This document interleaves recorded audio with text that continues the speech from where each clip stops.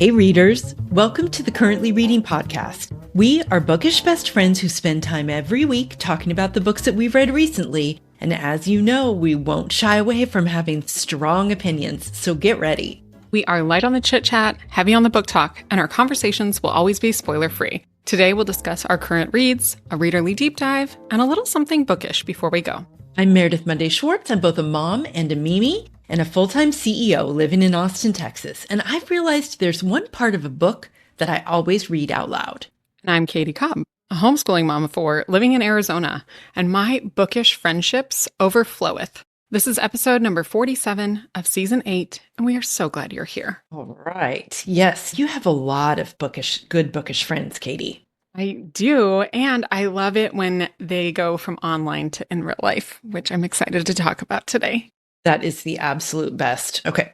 All right. So we are going to get into that, and we are going to get into all of our current reads. But first, we are going to tell you that our deep dive today is going to be some things about working with your library and how can you get that bookish serendipity that we talk a lot about on the show. How can you get it going at your library? So we're going to get into the weeds on that a little bit later. But first, our bookish moments of the week. Kaytee, what have you got? All right, Meredith, when I recorded with Mary, I hinted at this last week in our episode, but this week I got to go to Changing Hands bookstore in Phoenix and meet up with one of our longest running bookish friends, Sidra. You've heard about her on the show before. She's sent in great presses for all things Murderful behind the paywall. She's a great reader. It was very fun to finally get to meet her in person. We walked the bookstore shelves for at least an hour, filled up my arms and hers with bookish delights, and made sure all the kiddos were covered because between the two of us, we've got 6 of them. We had wide-ranging conversations over genres and life events, and then we went to lunch and we talked even more. I came home with my cup totally overflowing with bookish goodness, and it was so nice that Sidra planned way in advance. She sent me an email, I think in April, asking if I would be available that week, and we made it happen. It was delightful. That is excellent. I know you both had a really, really good time doing that. We did. Tell me your bookish moment. What is this thing you read aloud? All right. So I was listening this week to Sarah's Bookshelves Live. Of course, you know, we talk about all the time that we love that podcast. And behind their paywall, they have a show that they do that's called Unscripted. And this particular episode they were talking about first lines. One of the things that Chrissy, who is one of their hosts, does is she does kind of an Instagram feature often where she's like a graphic where she features first lines of whatever it is that she's reading. And so then over time, they've been talking more and more about first lines and why first lines matter. So then they just did this unscripted episode that was completely devoted to this concept of what makes a great first line, what makes a not great first line, what are our preferences, how does the first line of a book set up or make a difference in your experience of a book, if it does or it doesn't. It was a really, really interesting conversation. And I realized that for me, I very much will fall for a good first line. I oftentimes will read the first paragraph of a book before or instead of reading what's on the flap, right? Or the inside or the back of the book, whatever. Because I think first lines tell you so much. And when I start a book, I will, if I'm in any position to be able to do that, and most often I am because I prefer to start a book where I'm someplace quiet and alone so I can concentrate because I want to start a book well, right? I will often, probably 90% of the time, I will read the first few sentences out loud. I just feel like first lines read out loud help me to sink into a book. So I highly recommend always listening to Sarah's Bookshelves Live. I highly recommend their Patreon content. I pay it with my own cash dollars. I absolutely love supporting them, and their unscripted episodes, especially this one, are some of my favorite. They are so good over there. And I love the conversational dynamic between Sarah and all her hosts and the ways that they're able to draw each other out and get into things that really matter for each of them. So very fun. Great bookish conversation. All right, Kaytee, let's get into our thing that we're known for, which is talking about what we are currently reading. What's your first book for us? Yes, my first book this week is called The White Octopus Hotel by Alexandra Belle. And everybody just rolled their eyes. I don't care. I can't wait to tell you all about this. No one is surprised when I bring a book with Octopus in the title, which is why not one, but two of my favorite booksellers made sure to put this specific book on my radar. I was intrigued by the cover, but I did put it on my shelf to simmer, and I finally picked it up this month. Here's the setup. As our story begins, Eve Shaw, who is an art appraiser, is meeting an elderly man named Max Everly in her office. She feels a spark of recognition, especially when she shakes his hand. And it's probably not only because he shares a name with her favorite composer, who was born at the turn of the 20th century, more than 100 years ago. But she's never met him before, and the meeting is a little strange. He leaves her with a small glass octopus. It's nearly completely white, except for the tip of one tentacle dipped in black like a quill into ink. Even more oddly, it exactly matches the octopus tattoo that she has on her body, the one that moves and changes shape and goes from her back to her thigh to her arm, depending on how she's feeling and what's happening around her. Eve's curiosity is piqued, as I would be. As an art appraiser, she decides to pursue this. She's curious about the provenance and starts investigating this tiny little glass sculpture, only to find that there's a mystery beneath it. There exists in the Swiss Alps a white octopus hotel. That's the title of the hotel, but you cannot go there unless you know where it is. The room keys are prized possessions, and there are some doors that lead not to rooms, but to different eras. The hotel stationery is rumored to grant someone a single wish, but since it closed a long time ago, nobody can find any more pieces of it. Eve knows exactly what she would ask for. A death to be reversed in her past, the weight she's been carrying since she was a child to be removed from her shoulders. She would fix it, if only she could. So begins her quest to find the White Octopus Hotel and rewrite her family's past and her own future.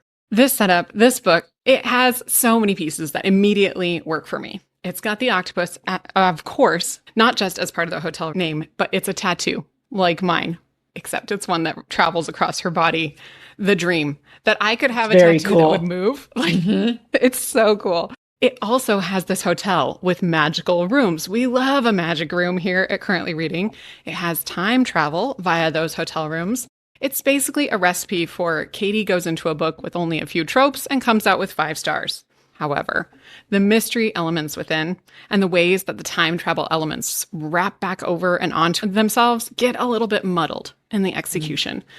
It felt like there were too many moving parts to deal with as we tried to determine how the old man and the hotel and the trauma from Eve's past were all connected. I did find myself enjoying the ride, but also kind of looking around like, how did we get here and where are we going next? When I finished, I found the note from Ashley at Book Tenders in West Virginia from when she had mailed me the hard copy that I had. It was also put on my mental radar by Elizabeth at Fabled, so I had already reached out to her about it and said, thank you for sending this to me. I'm getting started with it now. Ashley and I agreed that the plot elements got a bit confusing as she tried to make everything work together. But the setting of this hotel in the Alps with beautiful hand-carved keys and doors that open to different times was so tangible that we wanted to use those book pages and the words to travel there ourselves. So I loved the setup and I loved the tropes in this one. The way the recipe came together didn't quite work for me in the way that I hoped. I ended up giving it 4 stars, and I think it will also work for any readers who are willing to go for vibes over plot, because that's where this one really shines. This is The White Octopus Hotel by Alexandra Belle. Alexandra Belle sounds familiar beyond just the Alexandra Belle. I feel like maybe I've even read something by her, but that premise of that book sounds really magical. Like I would absolutely be sucked in by that premise, even if it didn't have octopi or octopuses involved. That's a beautiful cover. It's like Great Gatsby time frame. Yeah, but purple and purple. Purple, and I love purple. Of course, it's a galley, so it's only white on the spine. There's but no purple spines in my house. I'll bet you that it's going to be purple when it comes out. It's out. I just waited too long. It came out in October of 2025, so thankfully I'm not ruining anybody's reading life by telling y'all about it now. Got it. Okay. All right. Well, my first book is a book that is I needed to bring it to this episode because we won't have any normal episodes before our break after this one. So I wanted to talk about Country People by Daniel Mason. This comes out on July 7th. Here's the setup. Our lead character is Miles, and he is a devoted husband. He is a doting father, and he is known for his wildly inventive bedtime stories. He's also the owner of a truffle hunting dog named Giuseppe, who lives in a land with absolutely no truffles. He's also, if we're really being honest, poor Miles, our devoted dad, is a little bit lost. He's 12 years late finishing his PhD, which is on Russian folktales, and he has a growing sense that he's become a disappointment to his family, to his wife. And so when his wife Kate accepts a visiting professorship at a prestigious college tucked into the forests of Vermont, Miles decides this is it. This is the year he's finally going to get his act together. But Miles is what Kate would call a man with a great capacity to fall in with anyone, anywhere. And no sooner has the family landed in their new life than he finds himself tangled up with a cast of small town characters who are colorful and strange. It's all very charming, very distracting, and not at all conducive to Miles finishing his dissertation. And then Miles stumbles onto a bizarre local legend, one that everyone around him seems to take surprisingly seriously, and he starts to suspect that it might just be a legend after all. All right, I was such a fool for Daniel Mason's North Woods that when this one popped up on NetGalley and I got a copy of it, I jumped into it pretty immediately. As I said, it doesn't come out till July 7th. And normally I would have held off, because I read this a couple of months ago, I would have held off until closer to time, but I kept circling around it on my Kindle like it was actually calling to me. It's got a completely gorgeous cover, just like Northwoods did. But that is where the similarities between the two books end. I went into this book blind. I didn't even read the blurb. I think going in knowing nothing about it was a great way to tackle this book, and I loved it. But here's what's interesting. For the longest time, as I was reading this book, I couldn't tell you why I was enjoying it so much. It was just good, right? Like I just wanted to be reading it. I wanted to be with these people. And with Country People, I kept reading it and going, what is it that is pulling me so magnetically forward? It wasn't the plot. I want to be really clear about this. It is not the plot. This is a very prosaic slice of life, kind of over the course of a year with a family. A few things happen here and there, as I talked about in the setup, but none of these are the things that would lead you to believe that it's like a mystery or literary suspense, because that is not what we have here. This is literally just you being grabbed by the hand by the narrator and watching the life of a couple and a family who are peopled by a group of characters that are really nice and normal. And you're just seeing what happens to them. That's it. So what was it that I loved so much? And I've had weeks, months now to think about it. I've thought about it on 10 different levels. And I think I finally figured out that at least one part of it is the narration itself. The book is written in third person, but with this really interesting twist. Mason is using a third-person omniscient narrator who occasionally steps forward and addresses the reader using that we, as in we have seen kind of construction. It's something I recognize, of course, from 19th century literary fiction, because Dickens does this a lot. The narrator becomes almost a character in their own right, a kind of knowing guide who's leading you through the story. It creates this sense of intimacy for me, even though it's technically in the third person. And I've discovered, reader, know thyself, that this is a narrative device that I absolutely love. It makes me feel like I'm being let in on something, like the narrator has chosen me to share this family's story with. And then there's Miles. This lead character, I will say, would make me absolutely crazy if I was married to him. He's the ultimate Enneagram 9, and I cannot. But he's also very sweet, and he makes a great lead character because you just don't know what he's going to fall into next. He's the kind of guy who's so open to everything and everyone that you're constantly a little bit worried about him and a little bit charmed by him at the same time. His wife had the same experience. I loved the kids. I loved the relationship between Miles and Kate. Their marriage was really realistically done, but there's a lot of love there. Mason writes family dynamics with this warmth and specificity that just gets you right in the chest. Now, this is all very, very different than what we found in Northwoods, which was about a house and a place much more than it was about the people in that place. This is all about the people. This ended up being a solid 5-star read for me.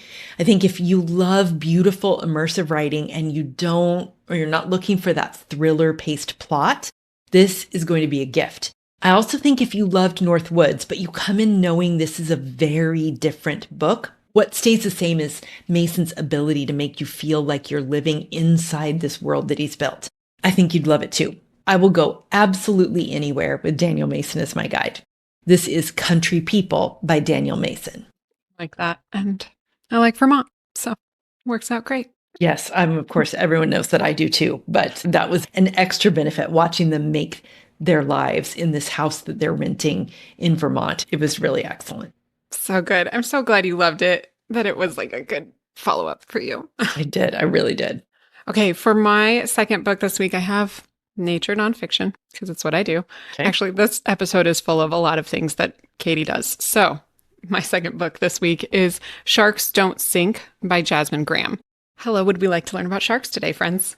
Yes, we would. Yes. Beavers were the most fun to learn about. That will be a prize for the entire year.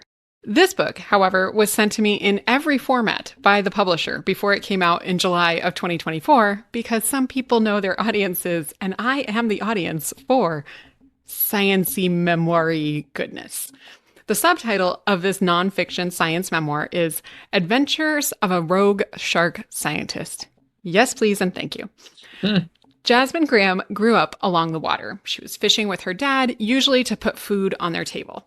As she grew up and continued her school education, she became more and more interested in marine science and pursued a bachelor's and then an advanced degree that allowed her to be on the water, capturing and tagging various species in the waters around where she lived and then worldwide.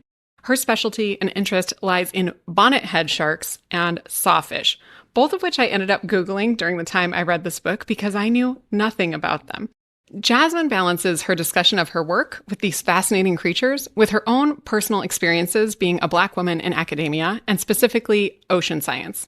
From microaggressions about her hair to a professor who blatantly stole her data and work, Jasmin's experiences lead to severe burnout and seeking ways outside of the traditional academic route to continue to do the marine research that really lights her up inside without having to go all the way to a PhD.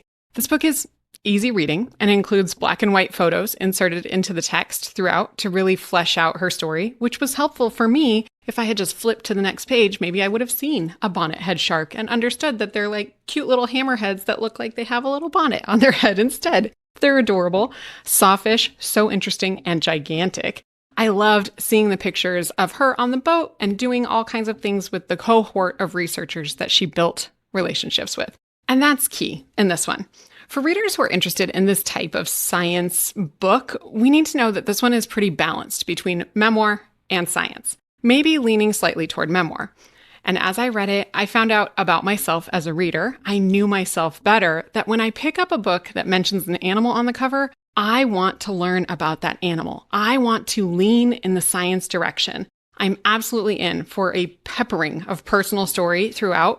And y'all know I love a true memoir. That is very much my wheelhouse. It was the blend of this one that didn't really work for me. Too much sugar, not enough cinnamon in the cinnamon spice blend. That won't stop me from admitting that I loved what I learned about bonnetheads and sawfish. Both creatures are fascinating, and I would love to dive deeper into marine science in my next book about science-y fun, which Mary actually asked about last week on her Currently Curious About section. So there's already recs coming into the Bookish Friends group about this very topic. I wanted more sharkiness in this one, and instead it was the adventures, leaning on adventures of a rogue shark scientist, which was good.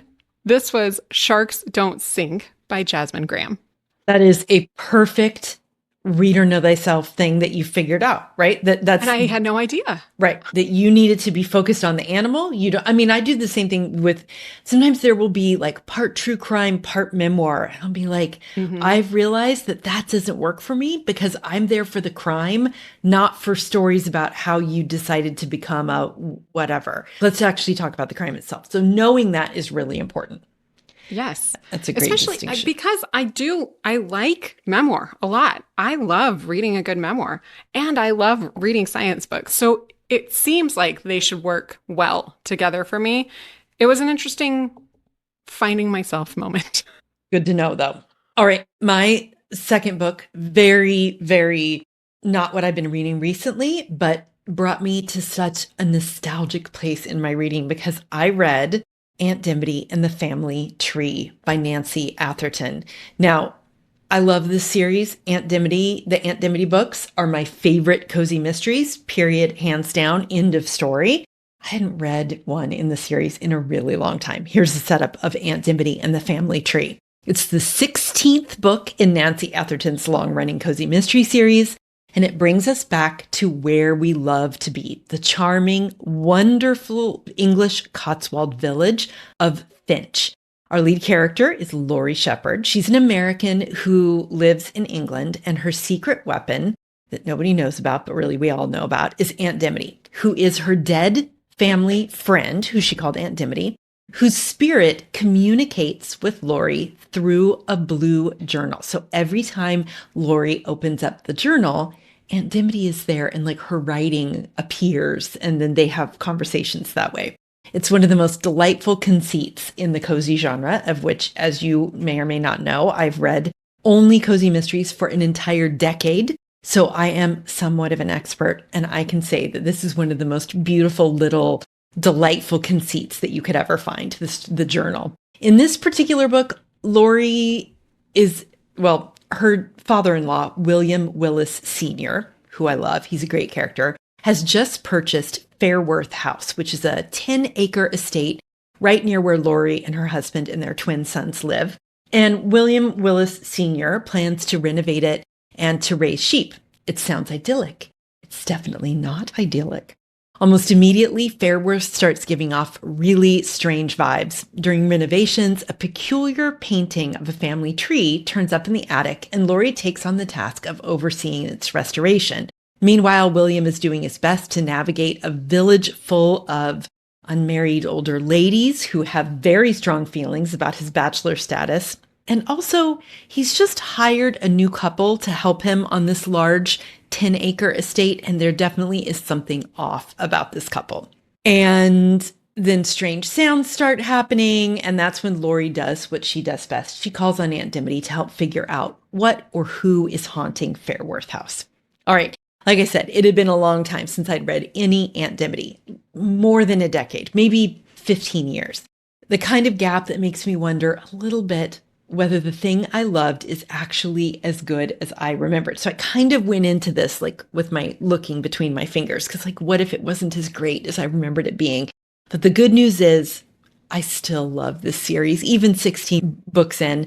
Not one single thing has changed.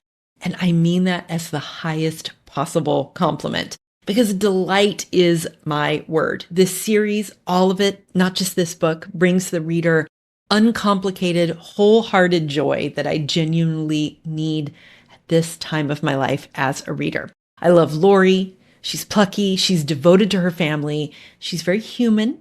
I love the family that I've watched grow up over 15 books.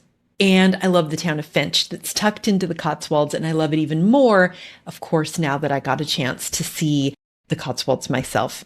And to see just how right Nancy Atherton gets it. Those honey-colored stone cottages, the impossibly green hedgerows. Stepping back into Laurie's little corner of that world felt exactly like going home. And then there's the small pleasures. Every Aunt Dimity book weaves in something about baked goods. And at the end, there's a recipe. I've never once actually baked one of these recipes, but the fact that it's sitting there at the back of the book waiting for me is genuinely comforting to me.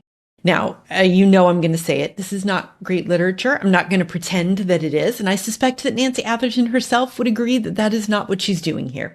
These books are short. They always end happily. And by the last page, our faith in the basic goodness of human beings has been confirmed every single time. And that is exactly what I was in the market for. This is Aunt Dimity and the Family Tree by Nancy Atherton. And again, I cannot recommend this series highly enough. And I do recommend that you read them in order, starting way, way back at the beginning with book number 1, which is Aunt Dimity's Death. I love it when you talk about these books. It's my own 90s nostalgia and loving the show Ghostwriter on PBS because it gives me that same idea. It's the same, like a notebook, a magic pen, something that this ghost helps solve mysteries. And so Even though I still have not read one, which I feel like by now I should have, they make me very happy to hear you talk about them. They're just total escapist reading. And every once in a while, I just need that like unmitigated comfort reading. Mm-hmm. Yes, I love that. Okay, my third one this week is not comforting. It is called The Beheading Game by Rebecca Lehman. Oh, I'm interested in this one. Good. I'm so excited. This had to be my final book of the regular season for two reasons. One, I just finished it yesterday and it booted the final book that I had prepped for this episode. Two, I talked about Henry Tudor Must Die by Gillian Lane last week, and it felt like a really great pairing with that one. So buckle up for those historical fiction lovers that want a little bit of magic and witchiness with their stories. Here we are back in the Tudor court with The Beheading Game. As we start our story, Anne Boleyn wakes up in a box. She cannot open her eyes because there's fabric covering them. Her mouth is so dry that her lips are stuck together. And she can draw a deep breath, but it doesn't feel like it's coming in through her nose. That's because she has been beheaded, and she has awoken in a box where her body was thrown, detached from her head, which is tucked behind her knees. Anne pushes the lid off the box and sets off through the streets of London to find a way to reattach her head to her neck. Next on the agenda, find her ex-husband, Henry VIII, and kill him before he can marry Jane Seymour. She has been reviled by the courts throughout England, especially the king's advisor, Thomas Cromwell, and a mere 24 hours after her death, the king's engagement has already been announced to Jane Seymour. If Anne cannot stop the wheel of time, she's sure that Jane will give birth to a male heir, which will prevent her own daughter Elizabeth from being able to stake her claim to the throne. She seeks vengeance, not just for herself, but for her sweet baby girl. Anne is on a quest. And that's what this is, an adventure through London during the Tudor era. The Thames runs with sewage and the heads of traitors. Anne hears rumors about the dead queen, her own self, wherever she roams. And the real world outside the Tower walls has a lot to teach her. This episode has turned a little bit into tropes that Kaytee will always give a chance, and this book includes another one. Feminist historical fiction that rewrites the women of history and allows them to tell their own stories, especially if it's one of the 6 queens of Henry VIII. This did not disappoint. Even though I thought the ending went a little off the rails, and I am talking the final 7 pages of this book, I will be interested to hear what others think about this one. But if you are willing to suspend disbelief quite a bit, she's wandering around London and even re-entering the tower, and very few people recognize her. What? She was the queen. This is still a fun romp through the history of 1500s England.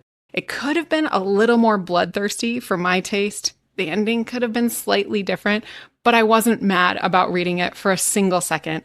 And it was so fun to do these as a kind of flight and continue my historical fiction rabbit hole into the Tudor court, and especially Anne Boleyn, everyone's favorite queen. This is The Beheading Game by Rebecca Lehman. And her debut. That book just has such a great premise. It's such a banger premise. I love it. So good. And I love the cover is a picture of Anne Boleyn, but the title goes straight across her neck. So it's like where she had to cover this hideous scar in the book because she's like, can't see and is sewing on her own head with somebody else's sewing kit. There's great side characters. Alice, everybody will love Alice. I really loved this. Right. Well, my third book is also very, very much in my wheelhouse. Although the 3 books that I've brought today, a literary fiction, a cozy mystery, and now a very, very dark mystery, that pretty much sums up everything about my reading, right? This book is called Bad Kids by Ziying Chen. Here's the setup. Again, this is a book with a killer premise, Kaytee, and you are best served by knowing only this when you go in. This is a book where they give way too much setup everywhere you see a publisher's blurb. Here's what you need to know. On a sunny day in present-day China, a man is taking a picture of his in-laws who are sitting at a lookout point. All of a sudden, and for no discernible reason, the man pushes his in-laws backwards and they fall to their deaths. Was it the perfect crime? It seems so, but not so much. All right. If you're a fan of Japanese mysteries like Confessions by Kane Minato or The Devotion of Suspect X by Keigo Higashino, you are going to want to clear your calendar for this one. Bad Kids was my first Chinese mystery, and it has that same spare, unsettlingly calm vibe that I love so much that also appears in the Japanese form of the genre. The prose is very straightforward, but all these nutty things are happening on the page. That juxtaposition is so satisfying and so different from the American form of the genre. I was delighted by this entire experience. This came to me as a recommendation from Holly of Holly's Literary Magic, and it was a great recommendation. She knew exactly whose hands to put it into. I did it on audio, and it was so good that I read the whole thing in a single day of meal prep that I've been doing on Sundays. By the end of it, I was like, wow, it looks like I have enough food to sell to people. I've made so much food in the time that I listened to this book, but I didn't even think about it because I was just drawn into this mystery. The setup I gave you was short, but this book is best served up with as little backstory as possible because part of the genius is letting the story kind of spill out on its own because it goes in all sorts of directions without you having any idea of where things are headed. So I'm not going to say much more about what's actually on the page. What I will say is that this is a perfect example of a cat and mouse mystery, and figuring out who was going to come out on top was my favorite thing. The pacing is exactly right. The characters are nuanced, even when they're doing absolutely nutty things. And I found myself feeling for many of them, even when at the beginning, I did not expect to. That's not easy to pull off. The ending was super satisfying for me too. It's a great summer read. If your reading taste runs anywhere near mine when it comes to really, really well-written literary mysteries with a slightly off-kilter sensibility, you're going to love this one. This is Bad Kids by Ziying Chen. Sounds good. Oh yeah, this is really, really good. So fun. You said clear your calendars. Is that one a forthcoming release? No, it's out now. Oh, it's out already. Like, Okay. I guess what I should have said is like, make room on your TBR. Gotcha. Okay. Wasn't sure if that meant we all had to wait. Okay. All right, Kaytee, we are going to do our deep dive today on libraries and bookish serendipity and how the twain shall meet. We got a question from Bookish Friend Janet, who says, I support our public library, and I believe that we should all visit often. What's the best way to browse the shelves and to leave with a nice selection of books? I often get overwhelmed. And also, serendipity. How does it work? Is it the browsing, or is it the random grab off an end cap that turns into your favorite read? Let's each think, Kaytee, about how we manage this issue of the overwhelm in the library, and how do you come home with books that may surprise you but end up being some of your favorites? Librarians are magicians, first of all. We can all just agree on that. Yes.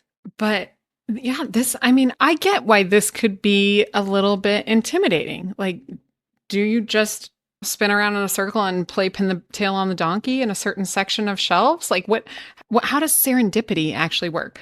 We do know, and it has to be said again here, that if you ever are walking through the library and you knock a book off the shelf, or a bookstore, you have to take that book home. Mm-hmm. Yeah.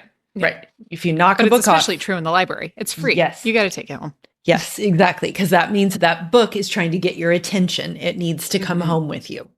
Mm-hmm. Yes. So that's the first rule of library serendipity. And it needs to be obeyed without question.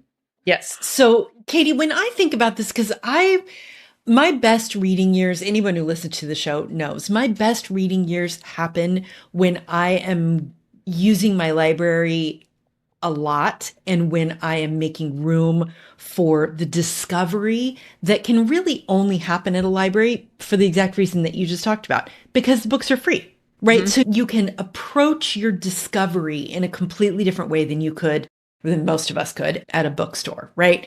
So I think the biggest thing for me, the biggest piece of advice that I give people who are like, how do I find great books at the library? The first thing would be give yourself time at the library. If you constantly have your library slotted in as a place where you just run in, grab your holds, and run out, nothing doing. Time. It's not going to happen that way. So that is the single biggest difference maker, is give yourself a half hour.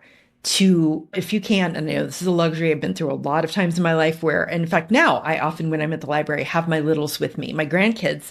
But if you can, try to give yourself some uninterrupted time, some time where you can get into a library flow. That's my number one piece of it. For you, what's the first thing that popped in your mind? Yeah, for me, it's similar in that my first piece of advice is give yourself a reason to go regularly. And that means using holds, which are not the same as library serendipity, but it is an email reminder. Hey, come in and see us, right? Put us on your calendar. Make time to drive over here and pick up the books that we set aside for you.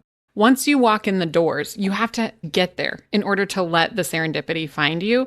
So I start with my holds pickup because then I know how much room I have between my fingertips and my chin to know how many books I can actually handle removing. Right. Exactly. And I don't even do that. I bring the currently reading tote bag. I bring a big, huge tote bag so I can just, tote it around with me, and I will just put it at the end of an aisle and just be like, you can just wait there for me for a second. So I'm not even having to have it on my body. We're all hanging out. Yeah. Exactly.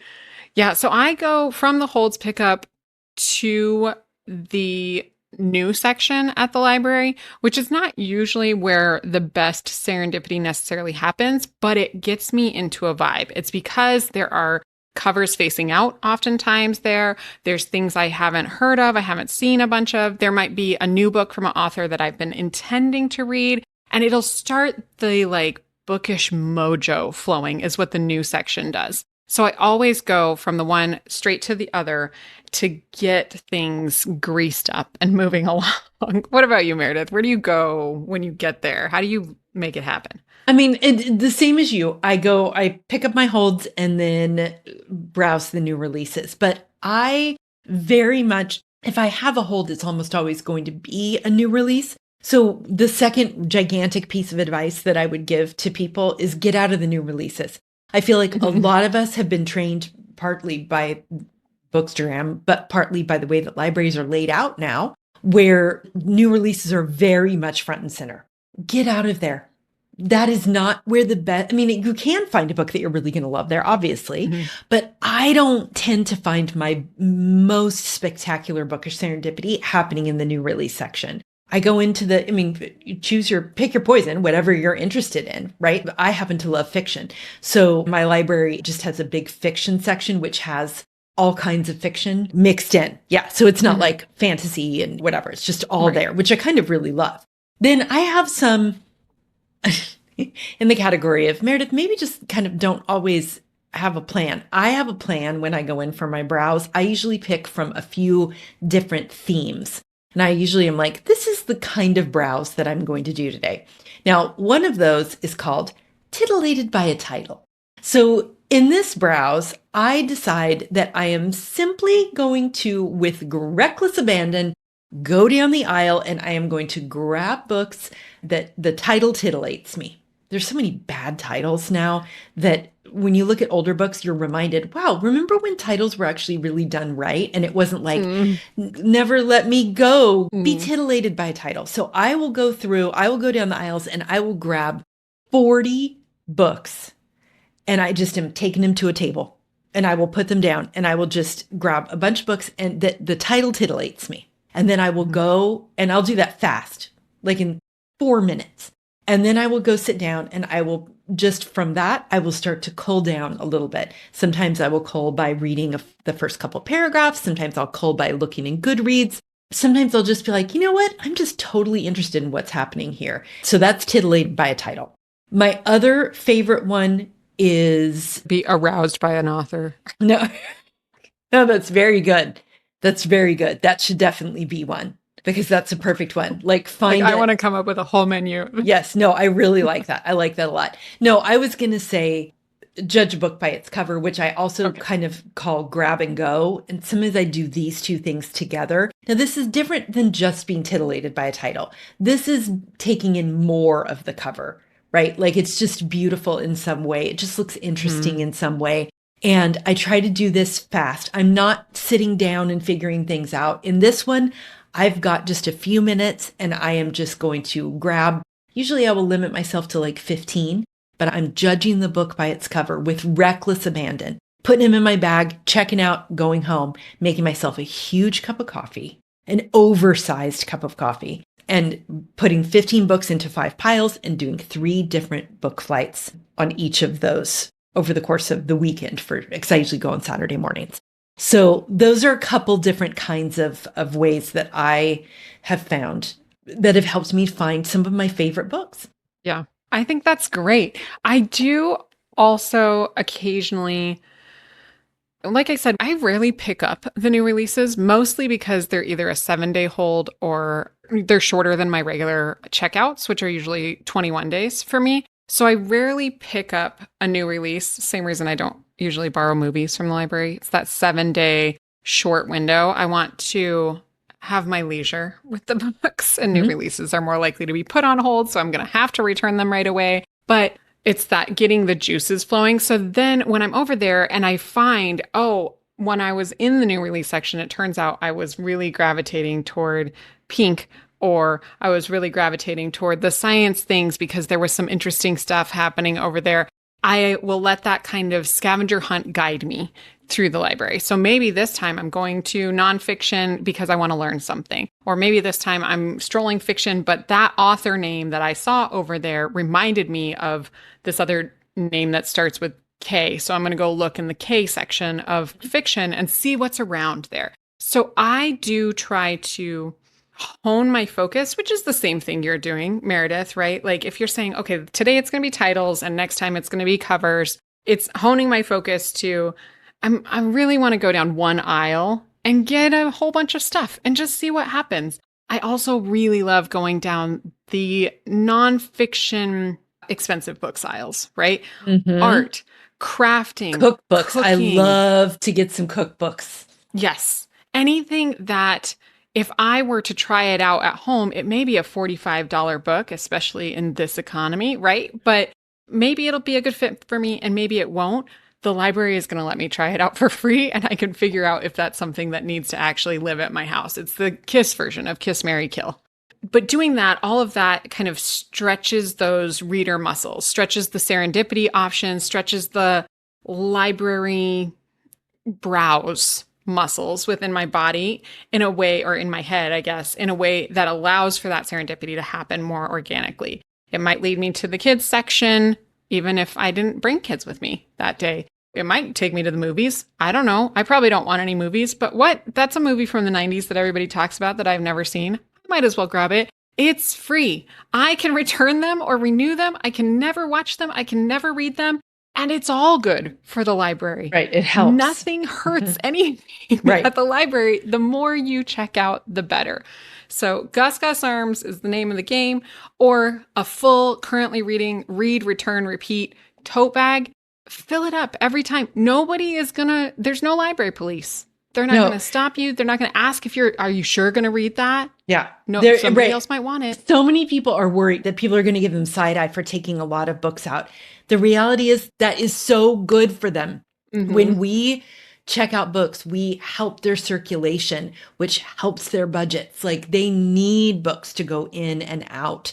And it's just still one of the most amazing privileges that we get is the ability to go in and for $0, take out whatever we want, treat them well, and just still think it's practically it's an amazing kind of magic that we get to do that. It really is. Right? But the theme of all of this, Janet, who asked our question, is you have to find a way to just decide this is the place I'm going to go to get a bunch of stuff, and then I'm going to take it back to my area or to my home or to my wherever you want to do it, and I'm going to see if any of these things call to me.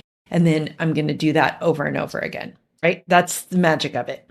And to let go of the expectation that it has to produce something groundbreaking to be worthwhile, right? This activity is worth your time as a reader, as a consumer of the library, as somebody who loves that this space exists at all, because it's worth it. It's inherently worthy, rather than it has to make it so that now your reading logs show that you have a broader variety of genres or a broader variety of books you had never heard of before. It doesn't have to have an end result that is quantifiable to make it a worthwhile activity. Mm-hmm. It's okay to let serendipity take you wherever it goes.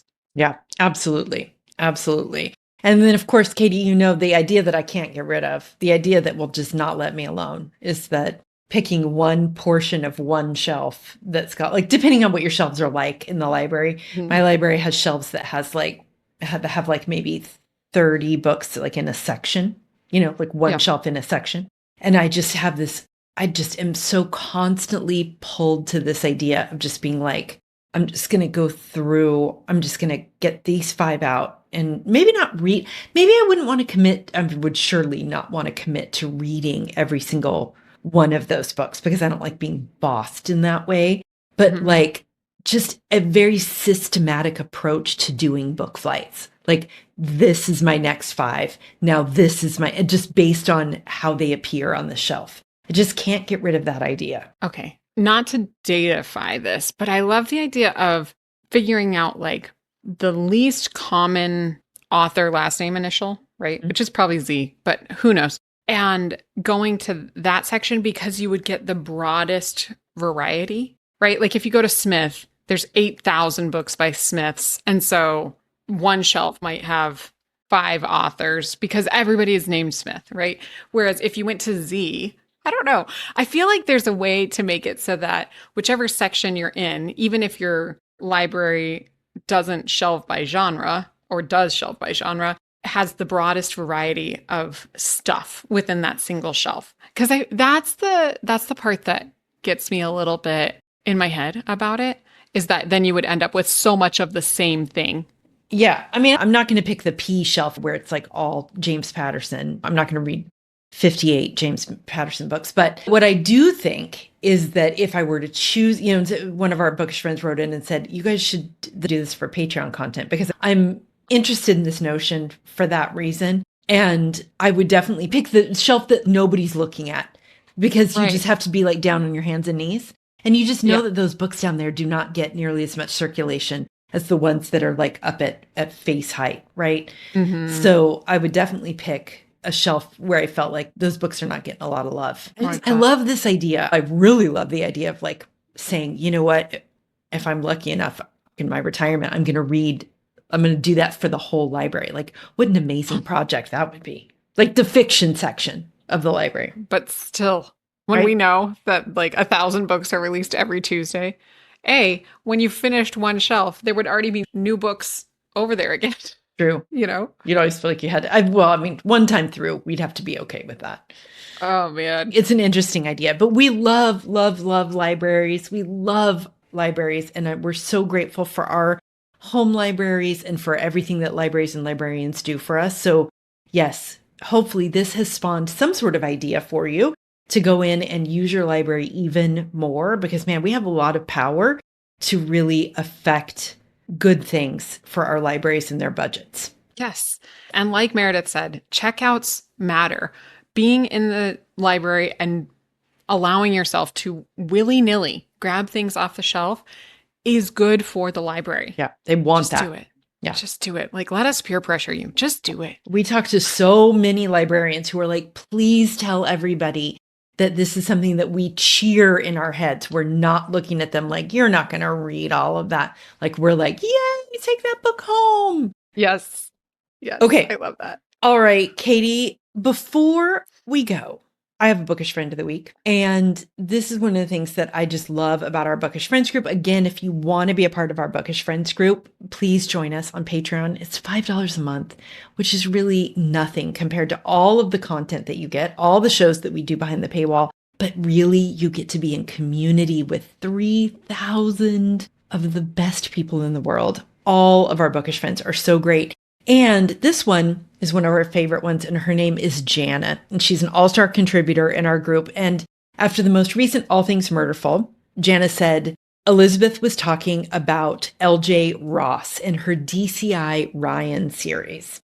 And it's a series that's like I think it's from England or Scotland, and we haven't really had L.J. Ross here, but Elizabeth was telling us how much she absolutely loves those books, and we were interested in it. We had a listener press for the first in the series, and Jana posted, if you heard the most recent All Things Murderful and their discussion of L.J. Ross, Here is a list from her Instagram page of all the books in the series.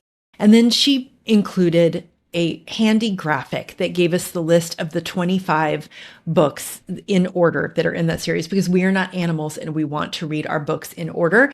And it stuck out to me, Kaytee, that there's so much great community in the group and there's so many great recommendations being shared, but often there's also really great, just little helpful things for readers.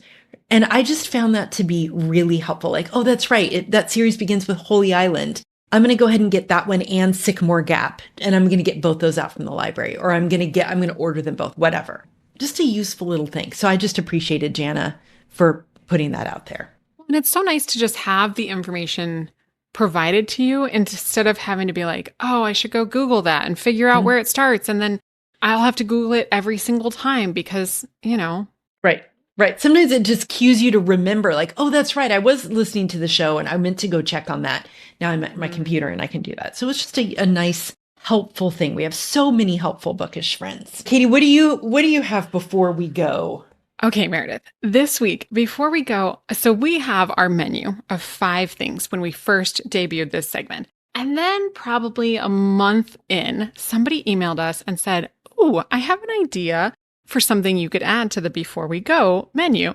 But none of us has ever done it before. So I'm adding it today. It's the Currently Reading Made Me Do It segment, which is reserved for books that one or the other of us kind of made the other one read. But then we don't want to talk about it again on the show right away. But we want to talk about it and we want to be excited about it and we want to share our opinions. So I am going to talk today, before the season ends, we're bringing back to the show For Whom the Bell Tolls by Jaysea Lynn.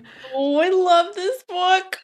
I know. I read this one after Meredith gushed about it on the show, and I have been thinking about it ever since. It is a romance, yes. It takes place in hell, yes. But it's also so thoughtful and emotionally impactful, and it's smart and funny, and it's long, but it doesn't feel long at all because the reading is easy. Even if you're thinking about the ramifications of our actions on Earth and what happens after we take our final breath.